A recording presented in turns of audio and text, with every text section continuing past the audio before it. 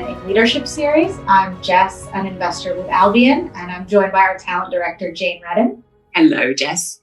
Hi, and we are so pleased to have Julie Barnes with us here today, the founder and chief scientific officer of Abcodia. Well, hi, great to be here. Hi. Jane and I are hosting a series of conversations with female founders and CEOs in the AlbionVC portfolio. So, Julie, what we'd like to do today is pick your brain a little bit about being a founder and move into a quick fire round of would you rather questions about you personally and your leadership style. But just to give the audience a bit of a sense of Abcodia and the company, you're the founding CEO and chief scientific officer of Abcodia. It is a life sciences company that is developing tests for the early stage detection of cancer. And the company manages the commercialization of one of the world's largest biobanks, which covers samples from more than 200,000 individuals that were collected over the course of 10 years.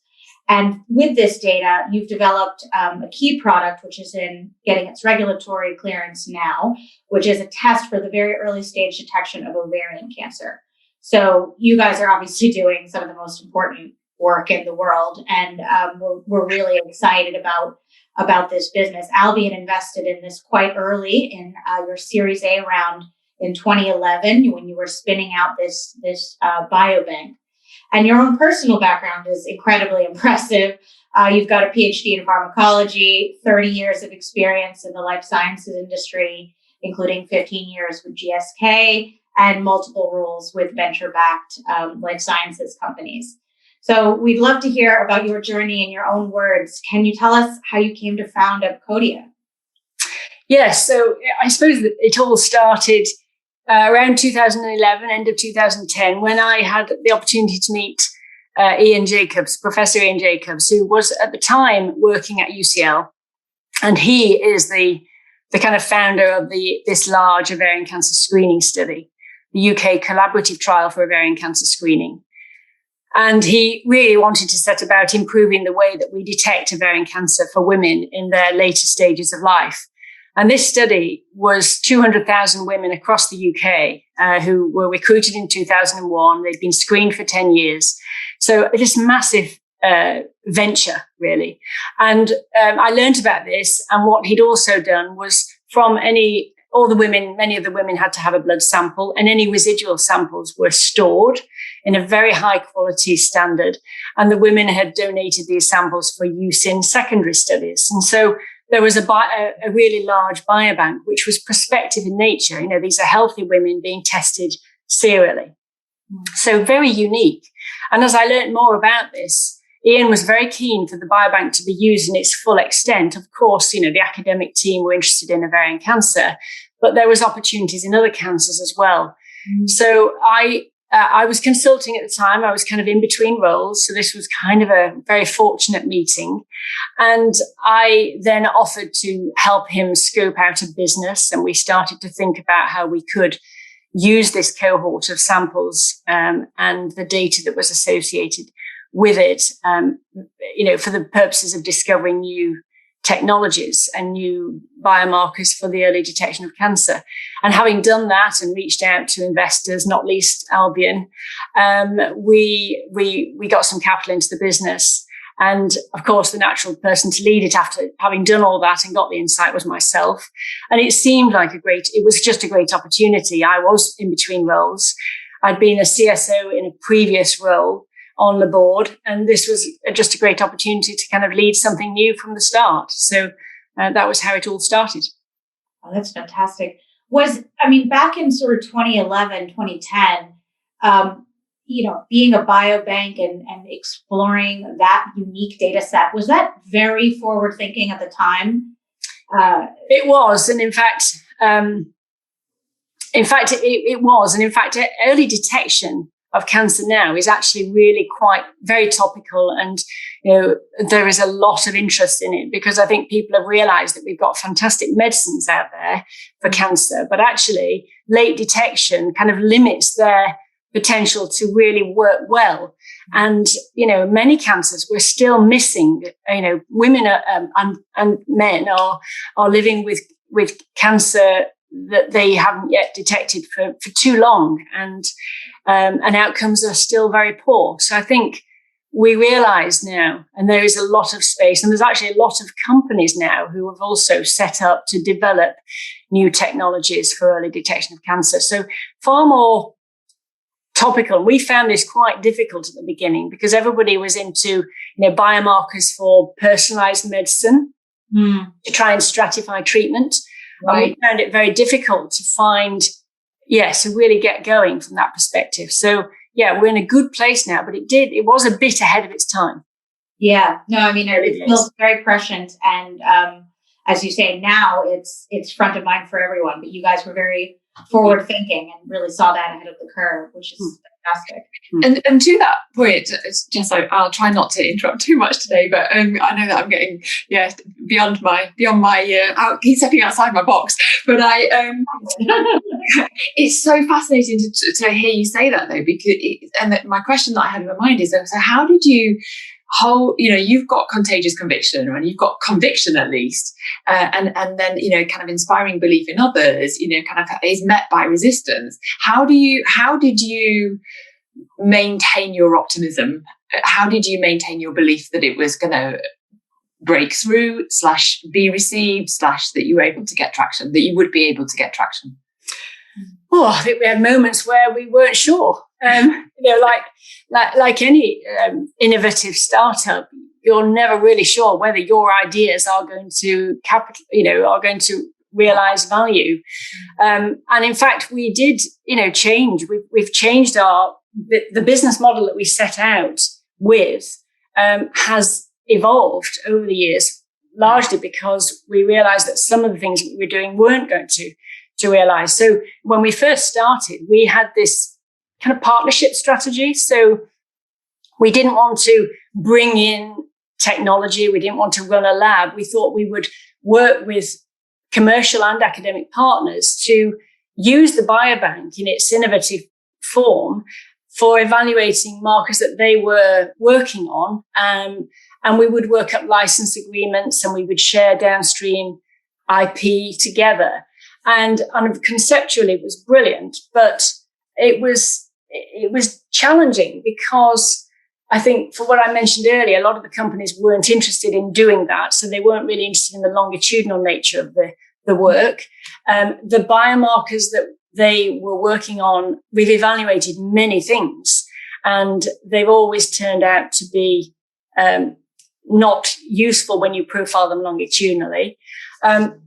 So it was challenging, and it was slow, and we realized that it wasn't fast enough. We weren't doing enough experiments to get downstream. It was too long. And so we thought, gosh, we've got to do a hybrid or something, or we've got to shift our business model a little. So we then started to think, well, okay, let's maybe license in our own technology. Let's do some of our own experiments, which we did through contract labs. And that's really where we came to then be the license holder for the core technology that was being evaluated in the ovarian cancer screening study. There was nobody there who was there picking up on that, what was emerging to be a fabulous test. The performance was looking great in some of the academic work. So we kind of licensed it in, and we developed it as a medical device, as a piece of software medical device. So we kind of pivoted our business model. Yeah. And it through necessity, I think, really. And I think that's probably very typical of most startups, I would say, to kind of keep flexing the business until you get to the point where you feel comfortable that something is going to kind of hold and make headway. I love that though, because you described that you knew there was something in it, and so that was a strongly held position, and yet you were able to let go of the need to do it in a fixed way. Yeah, I mean, reflecting on that journey and what you guys have been through. So are there lessons learned about the most sort of unexpected things in your first years that you discovered as a founder? Well, I think that was one, the change of the business model. That was key for us. I think it was lonely. It was quite a lonely journey, especially when you're faced with thinking in your heart that this isn't going to work. So I think it was, and you just have to reach out to people and, talk about the issues. I have a fabulous chairman, Andy Richards, who's always been a real support. And I think it's important to have, that kind of collegiate support around you. So yeah, it can be very lonely as well. I think I realized that early on, being the CEO. Yeah. But it's nice to feel that you do have resources and support. Whether it's your chairman, outside the business. Makes sense. What do you think the biggest change you've seen in yourself is between, now and those first years? Well, I think I'm a bit braver now at undertaking tasks which are not necessarily my core expertise. I'm a pharmacologist by training and a scientist, and I love all that stuff and not fearful at all from it. But, as a small business, you can't always have all the people with the necessary skills you need to make that jigsaw complete to run the business. So you have to delve into areas that you're not familiar with. And, when I look now, a few years on from the start, we've taken in a piece of software, we've developed it as a regulated device that requires setting up a quality standard, quality management system. We've developed it as a piece of software. I've done licensing. I've talked to the FDA, where we've secured a CE mark. We've done a lot of things. And, in doing that with a very small team, I've just had to be brave. And I've, of course, reached out to consultants all the way to bring in expertise. So I'm kind of guarded by how it should be done. And so I've done that. So I'm a bit braver at doing things that are outside of my comfort zone, I think. And it just take a while, really, for that to develop in an individual. Yes. I love that. That's so inspiring. Absolutely. Sort of willingness to kind of go outside of your comfort zone and know you're going to learn it, drawing on resources to help you learn and getting through it. It sounds fantastic. As you think about what sort of inner strengths have best served you over these last 10 years, what would you say is kind of your own superpower, your own inner strength that's gotten you through?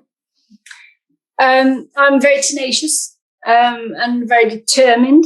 I fear failure, actually. I don't know whether this is because I'm a middle child. I've got an older sister and a younger brother.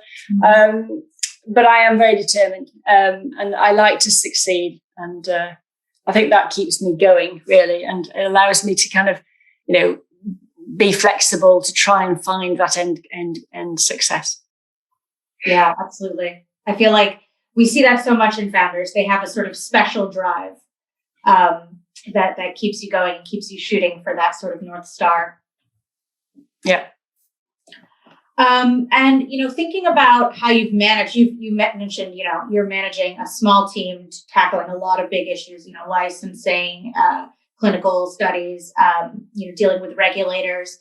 When you think about your ability to focus and prioritize, how do you think about saying yes versus saying no to, competing things on your plate?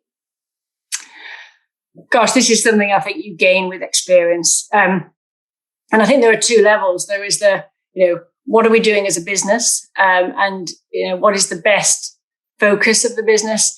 In many ways, that's very easy. It's kind of, it's a big goal that you would work through with your kind of core team, set that strategy. It's the jobs then underneath that are perhaps the most challenging. How do you deliver to that goal? And I think you do it through, constant, daily reappraisal of the key priorities. I think if things are important, they rise to the top. Things that aren't important sometimes fall off the radar. I have a bit of a practice of trying to tackle the hardest thing earlier on when I get up in the morning. I think if you can love that, clean a big, difficult problem, even if it's delegating it to somebody and talking about it and whatever, then I think that's a great start. And I think you can then clear a lot more priorities than if you mess with the small stuff that's trivial in the context of the bigger things. So, I think it's a learned skill, really. I love that tip. I love that. Do the hardest thing you have on your plate that day. Early. Yeah. You have coffee first, though, Julie. Like, what Then you time? feel accomplished going into lunch, you know. They do say that, don't open your emails in the morning. And I do that because I want to know what's come in. But it is really bad because that kind of adds a lot of things to your list and you can easily get distracted. Yeah. So what time do you get up then? What time does your alarm go? Oh, I'm normally up by 6. I normally have workouts at 6, physical workouts maybe twice a week. And yeah, I'm up early. Yeah. Get a run at it. I know it's true. It's same. And sort of. Do you have coffee before you start? Like, what's your ritual then? I have a ginger tea first, and then by the time I'm ready for work, I have a coffee. Yeah. It's amazing. That's my experience today. I just got up really super early, and I actually did have a coffee to get me going. And oh my gosh, it's just it's like the momentum that is built now for my day. I feel like I'm winning at life. Cleared it. Morning rituals. I think I love hearing about people's morning rituals. Ginger tea sounds delicious. Yeah, actually, I might copy that. Thinking about the team you've built around you, different advisors you've built around you, and think about what kind of collaborators or partners bring out the best in you. What strengths do you need in your kind of wingman or wingwoman to make you the best possible leader and founder?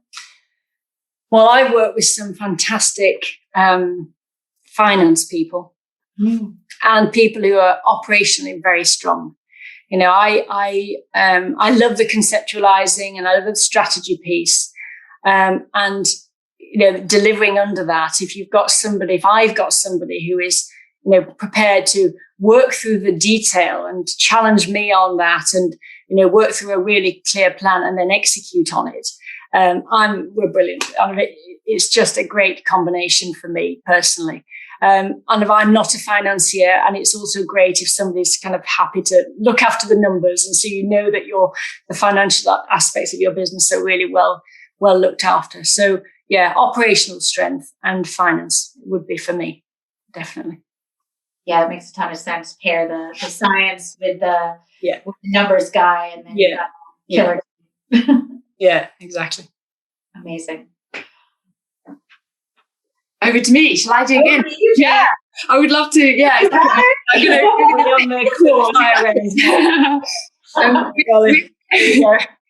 we were talking off at the beginning of this before the setup. So I'm going to ask you to repeat some of the things that you said, which I think is so amazing to share for anybody whose growth trajectory is different to this, kind of huge kind of ramp straight out of the gate, because could you just re-explain that, Julie, the way that the growth arc has happened for you, specifically as it's pertained to your team and your team size?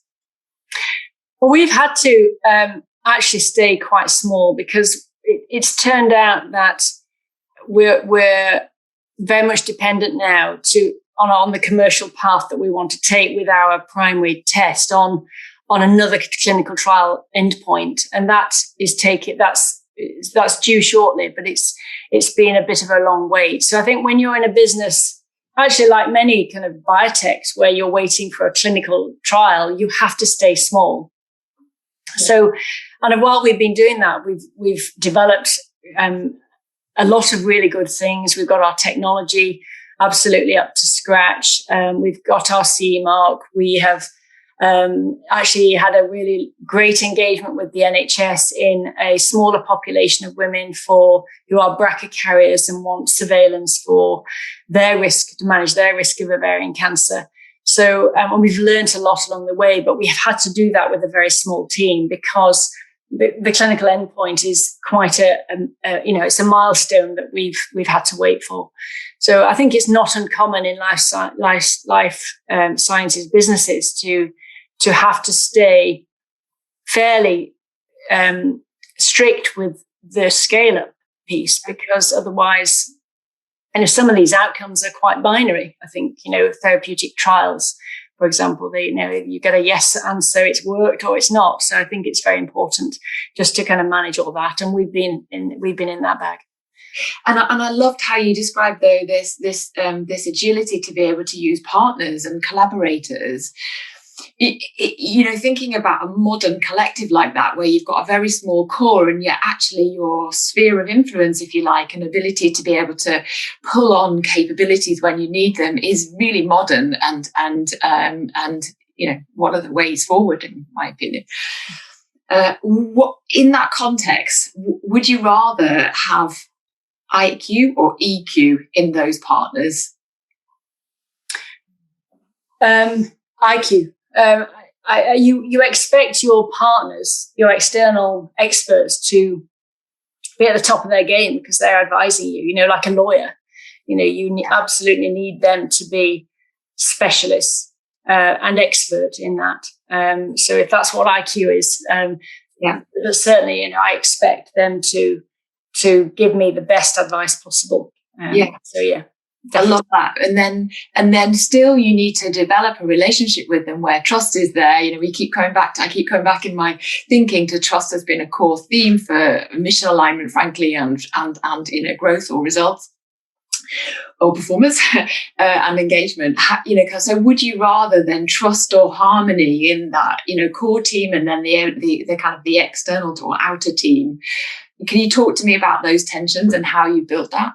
Yeah, and trust, I think, is crucial, really, both within the team and outside. And trust is just so important. You have to trust the expertise of that external advisor.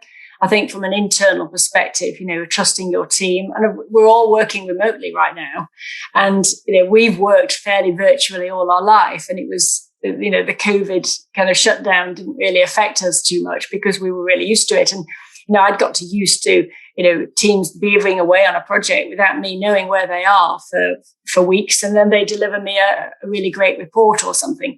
And you just have to trust that people are actually achieving their goals. But how do you get clock watching? I love that. But how do you achieve the deliverable, if you like, by influence as opposed to by control? I think just understanding what's on people's task list, what they've committed to themselves and what the deadlines that they have set. So I think it's all about really good communication. And planning, it sounds like. And what? I'm planning. And really good planning, good communication, and regular updates, just as any good business would, really. Fantastic. That's amazing. So there's no point in asking, I think, in your environment, would you rather get it done or get it right? Because you have to get it right. So I would really love to talk to you about something that you mentioned earlier, which is this decision-making along the way. Would you rather have you considered and longer decision-making and get to the right answer, or the tough decision-making in the moment that enables you to progress faster? Perhaps talk to me about the tension there. And I don't think you ever really know whether any decision you make is the right one. You have to just evaluate the data you've got and make a decision and move forward. And I suppose be prepared as you get more data points, be prepared to change. So I think you have to make decisions. You have to make decisions with quite often inadequate or missing data points, but just, have the structure in your business to evaluate the pros and cons of any decision with your team. That would be the you approach. Get the level low. Like, how do you do that? Because I think that's decision making or decision taking in uncertainty is a vital capability of any founder leader, in my opinion. Yeah.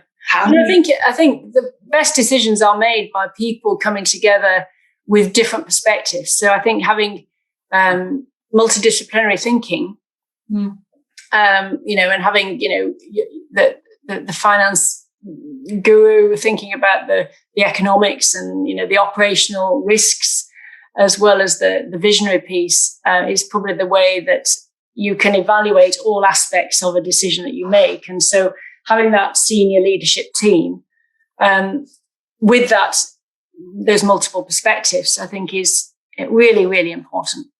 Love that. How one of the next questions on the Would You Rather is the trust versus harmony and the ability to disagree and commit.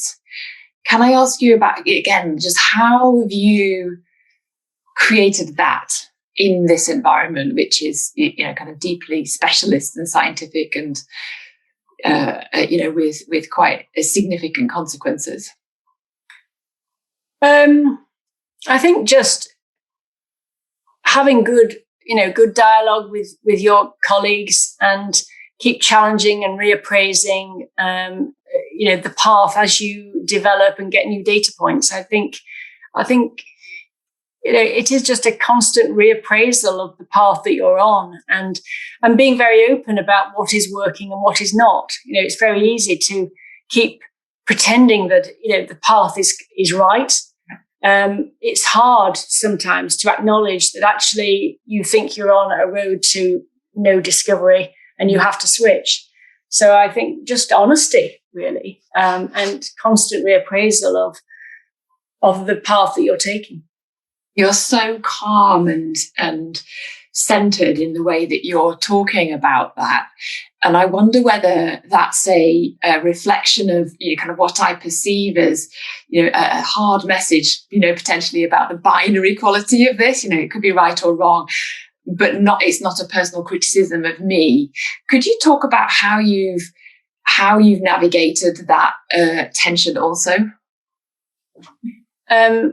The tension of what? Fearing the binary goes the wrong way. Yeah, or that you can have a debate about something and disagree and then commit to an action, and because so many outcomes for your business are binary, as in they're yes or no or right or wrong.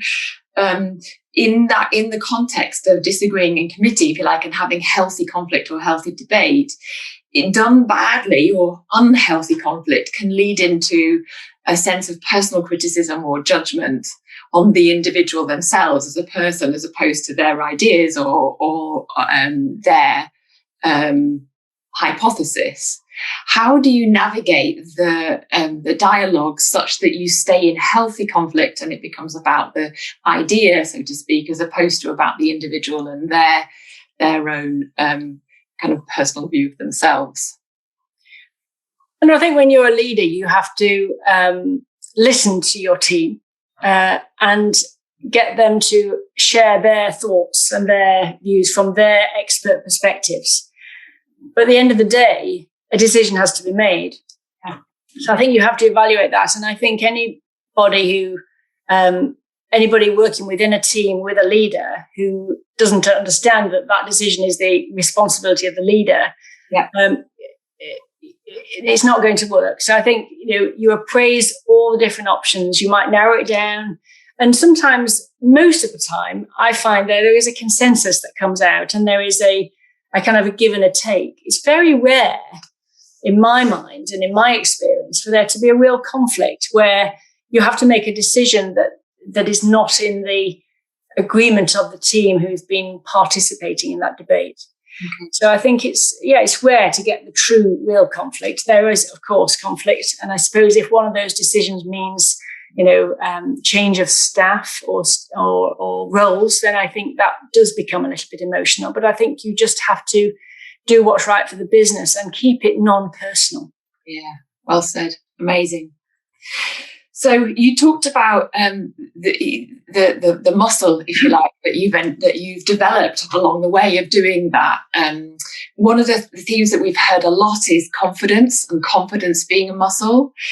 Would you rather feel more confident, or perhaps even at the beginning of your journey, or as you've grown over time, or be more decisive? Like, what's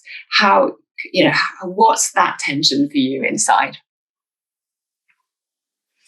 I think we all, when you're constantly moving into new areas and challenging yourself, there's always a little bit of a confidence weakness. There is in everybody, I'm sure. Mm-hmm. Being decisive, I think, is really important, and I've learned to be a lot more decisive.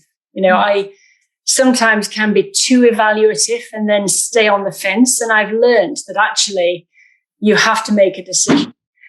So I think being decisive, I think, is probably a really strong piece in moving businesses forward. Yeah, and an amazing message for lots of people out there, I'm sure, and for me as well. So on to the quick fire round. We'd absolutely love to dig into your psyche a little bit just for fun. And so I'm just going to go through some of the quick fire kind of would you rather questions, if that's okay. I think so. Would you rather learn a new spoken language or a computer language? A spoken language, no doubt. Although I admire so many of my colleagues who are fluent in different languages. I think it opens up the world. And yes, I would love to do that, for sure. Yeah. Would you rather be able to see the future or read people's minds, Julie? Oh, neither. Actually, I think I'm struggling with that. Seeing into the future, I think, spoils the journey. Mm-hmm. So I really, it's the analogy of walking up a mountain, and when you get to the top, it's cloudy. If you knew it was cloudy beforehand, would you actually set off on the journey? The journey you have to enjoy, and you're doing it because you want to get to the top. And that is so much more enjoyable when you don't know what the end result is. So I think it spoils it. And what was the other one? Reading people's minds. Yeah, reading people's minds. Yeah. Well, no, I do. I wouldn't want to read people's minds. Not least, we're entitled to our own private thoughts, and I think that would be a real insult to people's privacy. I'd probably be braver now than when I was 20, 30 years ago, but can I say neither on that one? You can. If you could have kind of one superpower though, that's a magic one, like a Harry Potter one, what would it be? Well, neither of those. Yeah, exactly. What would it do? Would you like one sort of magic superpower? Probably seeing into the future, maybe. Yeah, don't know. Yeah. My daughter always says she'd like to sort of be able to swim underwater, hold her breath forever. Oh, that's sweet. It's quite great, yeah. Would you rather have a pause button on your life or a rewind? It's kind of the inverse, isn't it? A pause. A pause would be lovely. Yeah. We probably don't pause enough. I think time to pause and have a bit of reflective, prolonged reflective thoughts would be great, actually. So I would definitely go for the pause. Ginger tea. Well, it depends how long the pause was, but if you were talking a career break, then I would go and kind of have some solo travel, I think, and just reflect on various matters. Yeah, love that. I was going to say, can I come? But if it's solo, then maybe I'm glad. Would you rather be funnier than you are or smarter than you are? I don't have a wish to be funnier than I am. And I think probably most people would quite like to be smarter in some areas. And I love working with smart people. And so I like to think that I can keep up with them. So I'd probably go for the smarter than I am in some areas, because I realise that I'm, I've got lots of weaknesses on that side, because you can't be, clever and smart and expert in all things. Then well, you can add language, right? yeah, exactly. Would you rather never age or never need sleep to function? Never age, I think. And